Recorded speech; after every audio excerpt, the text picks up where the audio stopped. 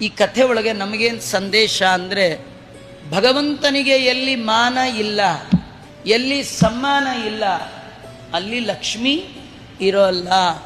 ದೇವರ ಪೂಜೆ, ಪಾರಾಯಣ ಇತ್ಯಾದಿಗಳು ಎಲ್ಲಿ ನಡೆಯುತ್ತೆ ಅಲ್ಲಿ ಲಕ್ಷ್ಮಿ ಇರ್ತಾಳೆ. ಎಲ್ಲಿ ಯಾರ ಮನೆಯಲ್ಲಿ ದೇವರ ಪೂಜೆ ಇಲ್ಲ, ಏನಿಲ್ಲ, ಅಲ್ಲಿ ಲಕ್ಷ್ಮಿ ಇರೋಲ್ಲ. ಏನಾಚಾರೆ ನಮ್ಗೆ ಯಾಕೋ ನೀವು ಹೇಳೋದ್ರೊಳಗೆ ಡೌಟ್.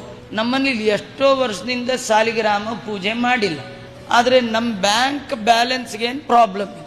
ನೀವು ಹೇಳ್ತೀರಿ ಲಕ್ಷ್ಮಿ ಇರಲ್ಲ. ನಮ್ಮ ಮನೇಲಿ ಲಕ್ಷ್ಮಿ ಇದ್ದಾಳೆ. ಅರ್ಥ ಅದಲ್ಲ. ಲಕ್ಷ್ಮಿಗೆ ಎರಡು ಮುಖ, ಒಂದು ಸಂಪತ್ತು, ಇನ್ನೊಂದು ಜ್ಞಾನ. ಶ್ರುತಿ ತತಿಗಳಿಗೆ ಅಭಿಮಾನಿ ಲಕ್ಷ್ಮಿ. ಭಗವಂತನ ಬಗ್ಗೆ ಅರಿವು, ಜ್ಞಾನ ಅದು ಇರೋಲ್ಲ. ಸಂಪತ್ತಿರುತ್ತೆ, ಸಾಧನೆಗೆ ಬರೋಲ್ಲ. ಧನ ಸಾಧನವಾಗಿ ಆಗಬೇಕಾದ್ರೆ ಆ ಧನವನ್ನು ಧರ್ಮದಲ್ಲಿ ಇನ್ವೆಸ್ಟ್ ಮಾಡಬೇಕು. ಫಾರಿನ್ಗೆ ಹೋಗಬೇಕಾದ್ರೆ ಕರೆನ್ಸಿ ಎಕ್ಸ್ಚೇಂಜ್ ಮಾಡ್ಕೊಳ್ತಿರಲ್ಲ, ಹಾಗೆ ದೇವಲೋಕಕ್ಕೆ, ಭೂಲೋಕ ಬಿಟ್ಟು ವೈಕುಂಠಕ್ಕೆ ಹೋಗಬೇಕಾದ್ರೆ ಇಲ್ಲಿ ಧನವನ್ನು ಸಾಧನವನ್ನಾಗಿ ಕನ್ವರ್ಟ್ ಮಾಡ್ಕೊಳ್ಬೇಕು.